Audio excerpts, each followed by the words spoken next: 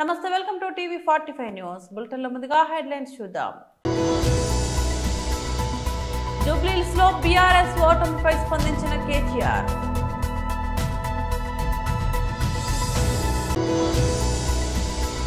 నాంపల్లి రాష్ట్ర కార్యాలయం నుంచి సంయుక్త విలేకరుల సమావేశం.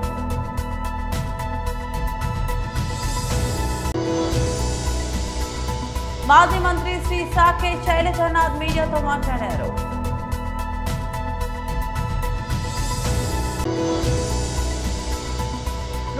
బహదూర్లో ఒక పాట కోసం రాసి కష్టం అంతా ఇంత కాదు.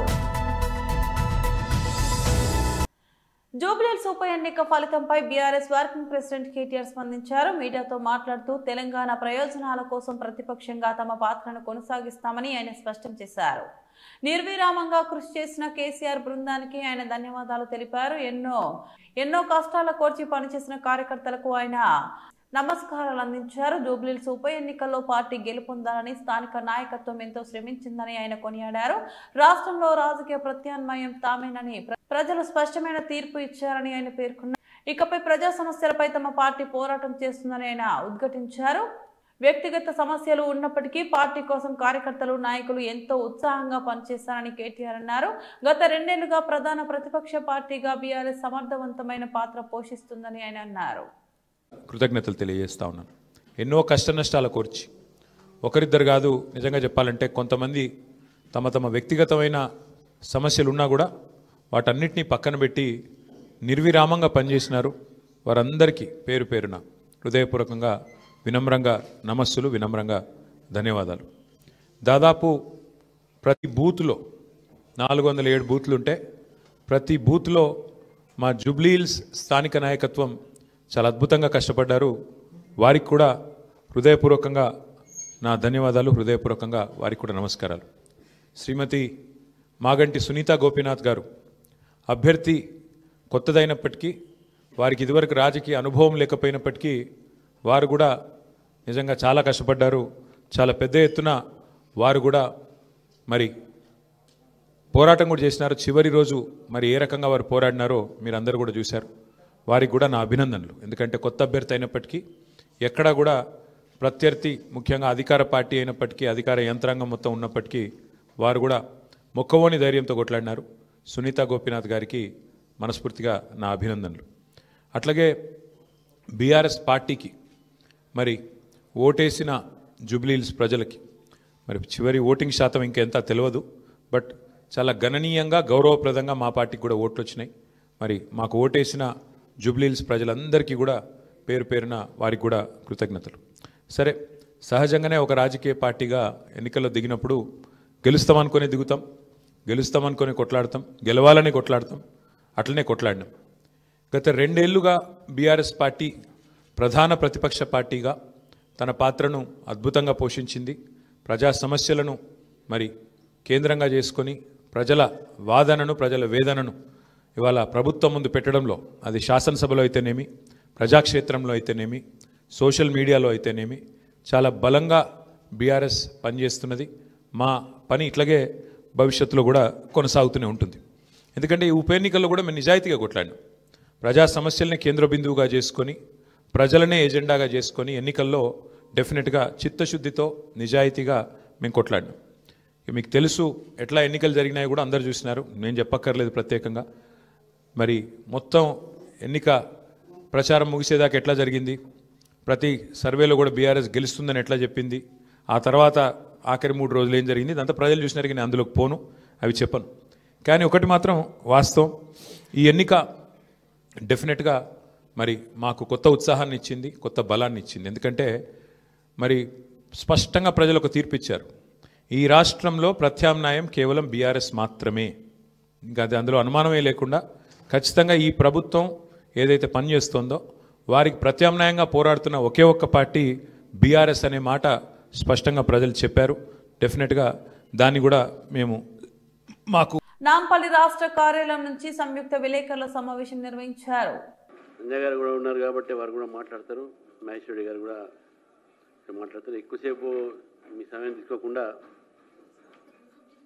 2 విషయాలు రాష్ట్ర అధ్యక్షుడిగా మీ ద్వారా తెలంగాణ ప్రజలకు కార్యకర్తలకు ఒక సందేశాన్ని ఇవ్వటానికి ఈరోజు ఈ యొక్క పత్రికా సమావేశంలో నీ అవకాశం తీసుకుంటున్నాను. బీహార్లో ఏదైతే ఫలితాలు వచ్చినాయో ఈ ఫలితాలన్నీ కూడా ఈ యొక్క దేశంలో భావి తరము ఆలోచన విధానాలకు ఆలోచించేటటువంటి సరళికు అది ఒక ప్రతీకము, నిదర్శన.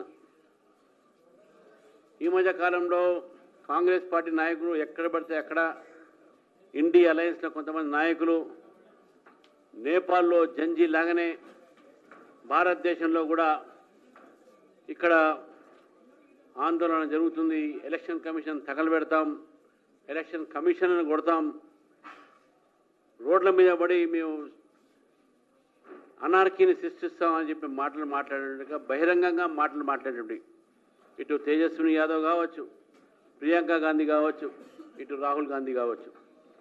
కానీ బీహార్ ప్రజలు, బీహార్ యువత, ముఖ్యంగా బీహార్ మహిళలు భారతీయ జనతా పార్టీ నేతృత్వంలో ఉన్నట్టుగా ఎన్డీఏ ఒక పార్టీకు 200 పై సీట్లు ఇప్పించి కాంగ్రెస్ కేవలం ఒక్క సీటుకే పరిమితమై మరి వారి యొక్క సోదరుడు, వారి యొక్క పాలు పంచుకున్నటువంటి రాజకీయాల్లో ఎంఐఎంకు వాళ్ళకన్నా ఎక్కువ స్థానాలు వచ్చినాయి, 7 స్థానాలు వచ్చినాయి వాళ్ళకి. మరి అటువంటి పరిస్థితుల్లో కాంగ్రెస్ ఓట్ చోరీ అన్నారు, ఇంకేదో అన్నారు, మర్చిపోయారు ప్రజలు, వాళ్ళు నమ్మలేదు. కాబట్టి ఈరోజు ప్రజలు తీర్పిచ్చేటప్పుడు జనరల్ ఎలక్షన్స్లో చాలా వరకు వాళ్ళు డెవలప్మెంట్ని ముందుగా తీసుకొని, ఒకటి, రెండోది డబుల్ ఇంజన్ సర్కారు ఉంటే రాష్ట్రం బాగుపడుతుందని చెప్పేసి ఆలోచించేటట్టుగా ఆ సరళి రేపు తెలంగాణలో కూడా కొనసాగుతుందని చెప్పి నాకు పూర్తి నమ్మకం ఉన్నది. ఈరోజు జూబ్లీ హిల్స్ ఎన్నికల్లో పొద్దున్న నుంచి చూస్తూ ఉన్నాను. ముందుగా నేను జూబ్లీ హిల్స్ ఎన్నికల్లో పనిచేసినటువంటి కార్యకర్తలకు, నాయకులకు నా హృదయపూర్వకమైనటువంటి వారికి అభినందనలు, వారికి ధన్యవాదాలు తెలుపుతా ఉన్నాను. ఎందుకంటే ఒక నెల కష్టపడి, మనకు తెలుసు జూబ్లీ హిల్స్ ఎటువంటి కాన్స్టిట్యున్సీ అని చెప్పేసి, గతంలో దత్తాత్రేయ గారు పోటీ చేసినప్పుడు 2009లో ఆ ఒక కాన్స్టిట్యున్సీ డీలిమిటేషన్ అనేది వచ్చినప్పుడు భారతీయ జనతా పార్టీకి ఎప్పుడు అక్కడ మెజార్టీ రాలే. 2014లో కూడా ఆ రోజు తెలుగుదేశము భారతీయ జనతా పార్టీ కలిసి ఉండే కాబట్టి మాగంటి గోపీనాథ్ గారు గెలిచారు. దాని తర్వాత మళ్ళీ బీఆర్ఎస్, ఎంఐఎం ఇద్దరి ఒక దోస్తానాతో ఆ రోజు వాళ్ళు గెలిచినటువంటి పరిస్థితి చూసినాం మనం. ఎంఐఎం కూడా. మాజీ మంత్రి శ్రీ సాకే శైలజానాథ్ మీడియాతో మాట్లాడారు. ఎటువంటి తప్పు చేయని వాడిని వేధిస్తే అతను బలవంతంగా ప్రాణాలు తీసుకున్నాడని ఈరోజు మాట్లాడుకుంటా ఉన్నాం. రైల్వే ట్రాక్ పైన, తాడిపత్రి రైల్వే ట్రాక్ పైన మృతదేహం దొరికింది. ఇంకొక వార్త తిరుపతి వీధుల్లో లేక తిరుపతి వర్గాల్లో జనం మాట్లాడుకుంటా ఉన్నారు. అయ్యో, ఆ రోజున పరకామణి చోరీలో రవికుమార్ అనే అతన్ని పట్టుకున్న వాడి సతీష్ కదా, ఏమైంది తనకి?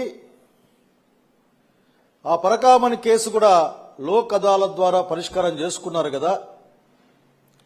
4 రోజుల విచారణంతరం అతను ప్రాణాలతో లేకుండా పోవడమేంది ఈ భూమి మీదని జనం మాట్లాడుకుంటూ అనుమానాన్ని కూడా వ్యక్తం చేస్తా ఉన్నారు. అప్పటి మాజీ చైర్మన్ టీటీడీకి కరుణాకర్ రెడ్డి గారిని కూడా ఆ పరకామణి కేసులో లాగాలి అని ఒత్తిళ్లు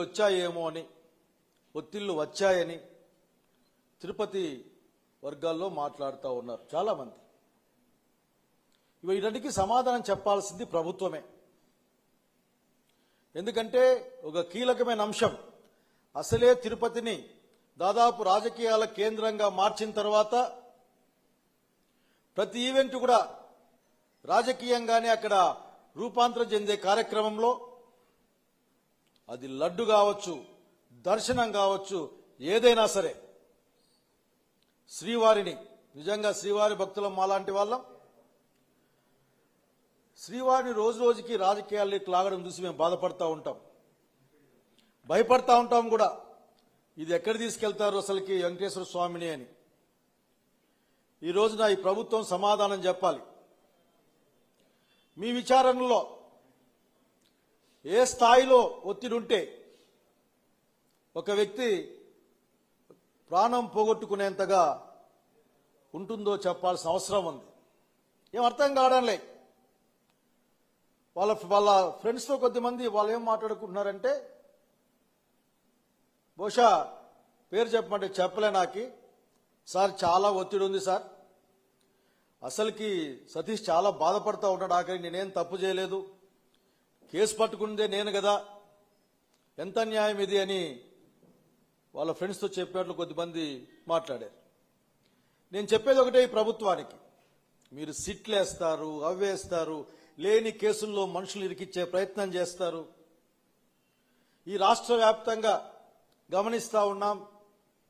ఓ పేరు రాసేస్తారు, కడుక్కోమంటారు, బెయిల్ వస్తుందేమో అని వేరే కేసు అటాచ్ చేస్తారు. అంటే ఒక అరాచకమైన పాలన. ప్రముఖ నటి రాశి ఖన్నా తన రాబోయే చిత్రం 120 బహదూర్ కోసం పడిన శ్రమను అభిమానులతో పంచుకున్నారు. ఫర్హాన్ అఖ్తర్ తో కలిసి ఆమె నటించిన ఈ సినిమాలో నైనారా లోబీ అనే పాట చిత్రీకరణ వెనుక ఉన్న కష్టాన్ని ఇన్స్టాగ్రామ్ వేదికగా తెలియజేశారు. సైలెంట్ షాట్ కోసం ఒకే లుక్ ను మళ్లీ రీక్రియేట్ చేయాల్సి వచ్చిందని, దానికోసం చాలా సార్లు ముఖం కడుక్కోవాల్సి వచ్చిందని ఆమె వెల్లడించారు.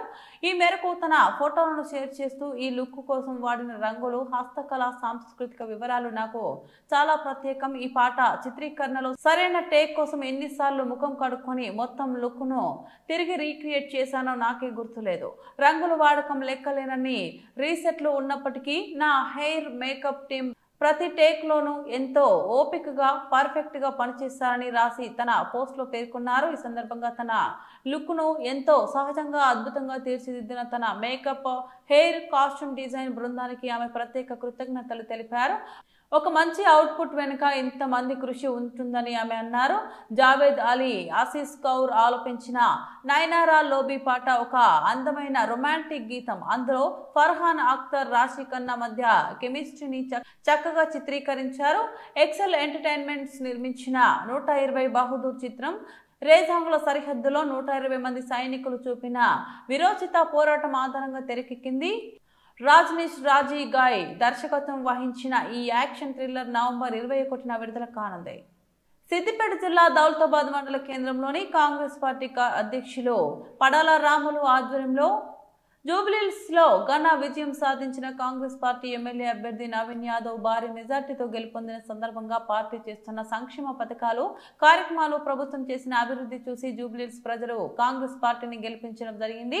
దుబాక నియోజకవర్గం ప్రజలు వచ్చే స్థానిక సంస్థల్లో పార్టీని ఆశీర్వదించాలని మండల అధ్యక్షులు కోరడం జరిగింది. పార్టీ గెలుపొందిన సందర్భంగా టపాకాయలు కాల్చి పార్టీ శ్రేణులు సంబరాలు చేసుకున్నారు. ఈ సందర్భంగా మండల అధ్యక్షులు పడాల రాములు, ఏసీసీఎల్ అధ్యక్షులు బండారు లాలు, వైస్ ప్రెసిడెంట్ మద్దెల స్వామి, కర్నాల శ్రీనివాసరావు, ఆదివేణు, భద్రయ్య, రైతన్న, బండి కృష్ణ, స్వామి సత్యం, తలారి నరసింహులు తదితరులు పాల్గొన్నారు. అనేది గెలిచింది. ఇలా మన జూబ్లీహిల్స్ ఓటర్స్ మంచి తీర్పిచ్చారు. ఏదైనా నమ్మకం కాంగ్రెస్ పార్టీ పైన ప్రజలకున్న నమ్మకం ఇలా చూపించారు. గతంలో కూడా కాంగ్రెస్ ప్రభుత్వము అక్కడ రాజశేఖర రెడ్డి గారికి చూసుకుంటే కూడా ముత్యం రెడ్డి గారు కానీ మన నాయకులందరూ కూడా ఇవాళ రేవంత్ రెడ్డి కానీ శ్రీనివాస్ రెడ్డి అధ్యక్షతన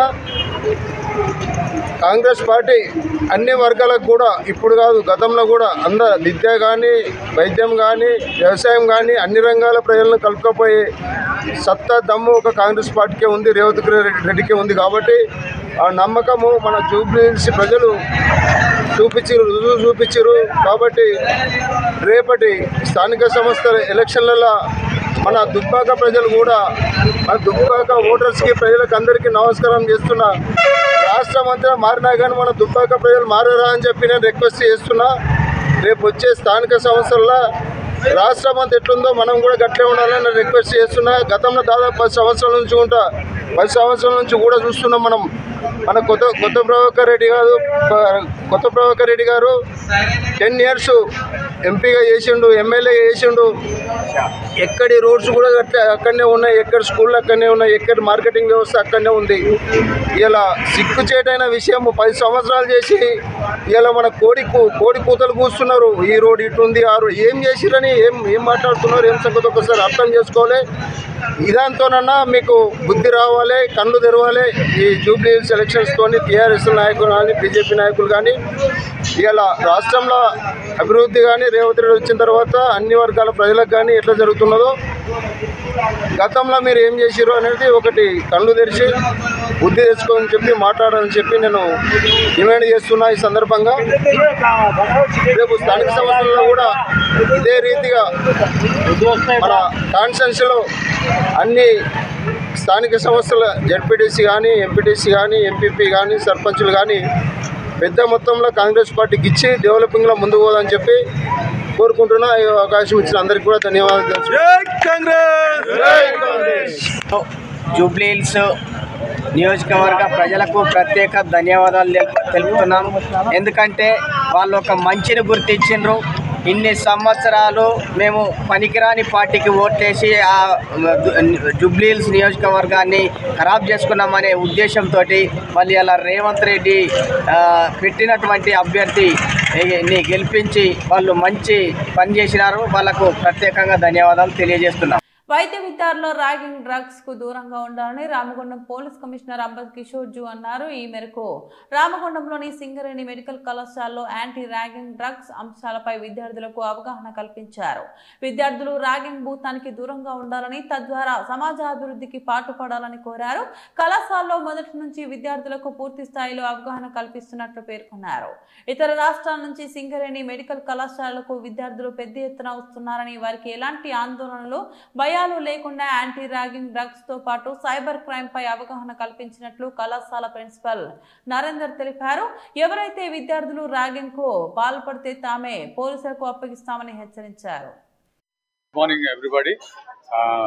ఈరోజు ప్రోగ్రామ్ ఒకటి పోలీస్ డిపార్ట్మెంట్ నుంచి కోఆర్డినేట్ చేసుకుంటూ 3 అంశాల మీద ఈ ప్రోగ్రామ్ కండక్ట్ చేశాము. ముఖ్యంగా లాస్ట్ వీక్ నేను సిపి గారిని కలిసినప్పుడు సిపి గారు చెప్పారనమాట, ర్యాగింగ్ గురించి అవేర్నెస్ ప్రోగ్రామ్ ఒకటి, మళ్ళీ డ్రగ్స్ గురించి ఒకటి ప్రోగ్రాము, ఒకటి సైబర్ క్రైమ్స్ గురించి మేము అడ్రస్ చేస్తాము. దీని ప్రోగ్రామ్ని కొంచెం కండక్ట్ చేయాలా in coordination with sems medical college నుంచి. అంటే నేను దాన్ని ప్రెస్టీజ్గా తీసుకొని ఈరోజు డేట్ ఫిక్స్ చేసి నవంబర్ 14 రోజు డేట్ ఫిక్స్ చేసి ఈరోజు ఆర్గనైజ్ చేశాము. ముఖ్యంగా 3 ఇష్యూస్ మీద ఈ ప్రోగ్రామ్ అవేర్నెస్ క్రైమ్. ఒకటి ర్యాగింగ్ గురించి. ర్యాగింగ్ వల్ల చాలా స్టూడెంట్స్, ఎందుకంటే దూరం నుంచి స్టూడెంట్స్ వస్తారు ఇక్కడ చదువుకోవడానికి, లోకల్ కాకుండా తెలంగాణ నుంచి కాకుండా ఆంధ్ర సైడ్ నుంచి కానీ వేరే స్టేట్స్ ఆల్ ఇండియా కోటాల నుంచి లైక్ జమ్మూ కాశ్మీర్ కానీ రాజస్థాన్ బీహార్ నుంచి అందరు కూడా చదువుకోవడానికి వస్తారు. సో వాళ్ళకి చాలా భయం ఉంటుంది, ఇక్కడ ఏమైనా ర్యాగింగ్ చేస్తారా అన్నట్టు భయం ఉంటుంది. సో వాళ్ళ భయం పోగొట్టడానికే మేము ఈ అవేర్నెస్ ప్రోగ్రామ్ క్రియేట్ చేసామన్నమాట. అంటే ఇక్కడ ర్యాగింగ్ అనేది జరగదు, మీకు సేఫ్టీ ఉంటుంది. మేము అందుగురించే పోలీస్ వాళ్ళని కూడా పిలిపించి ఎవరైతే ర్యాగింగ్ చేస్తానో వాళ్ళకు కూడా గుణపాఠం చెప్పాలని మేము అవేర్నెస్ ప్రోగ్రామ్ క్రియేట్ చేసాము. అంటే మేము ఇట్ సెల్ఫే ర్యాగింగ్ ఎవరు చేస్తే నేనే చెప్పాను ఇందాక స్పీచ్లో, ఎవరైనా ర్యాగింగ్ చేస్తే నేనే పోలీస్కి హ్యాండ్ ఓవర్ చేస్తాను ఆ స్టూడెంట్స్. సో దీంట్లో కాంప్రమైజ్ అయ్యేది లేదు ర్యాగింగ్ నుంచి.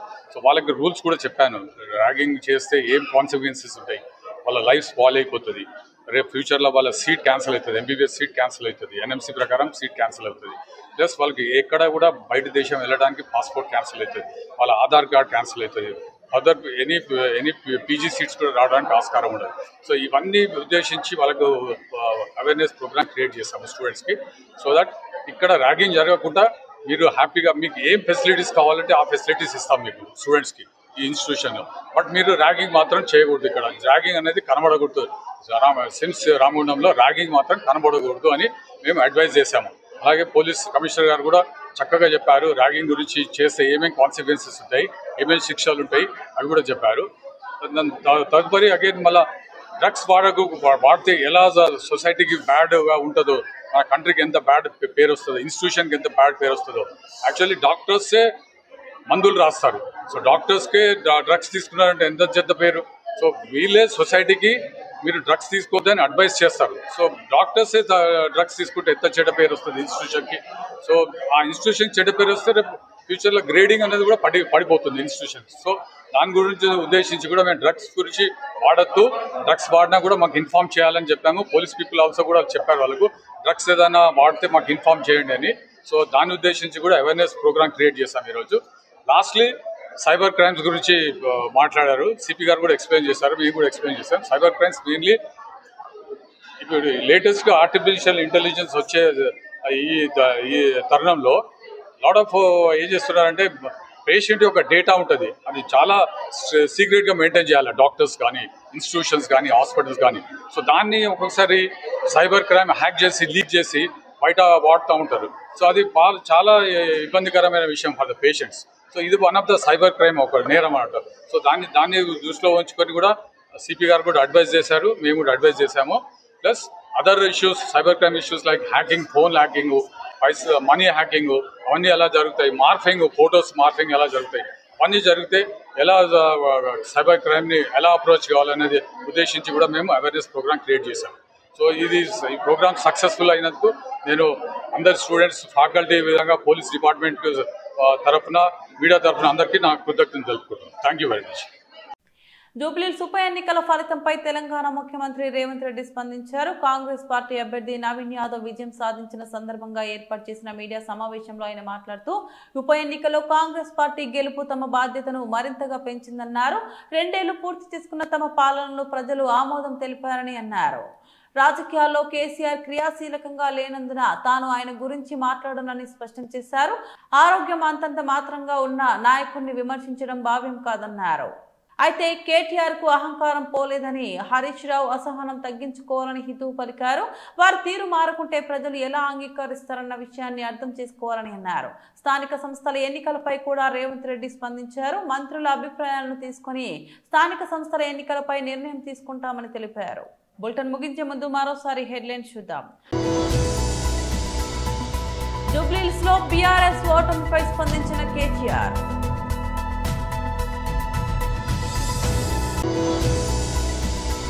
నాంపల్లి రాష్ట్ర కార్యాలయం నుంచి సంయుక్త విలేకరుల సమావేశం.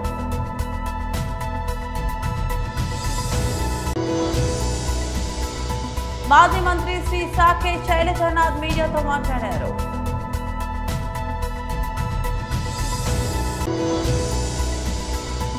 నూట 120 బహదూర్లో ఒక పాట కోసం రాసి కష్టం అంతా ఇంత కాదు. ఇవి బులెటిన్ అప్డేట్స్. మరో బులెటిన్లో మళ్ళీ కలుద్దాం. అంతవరకు సెలవు. నమస్తే.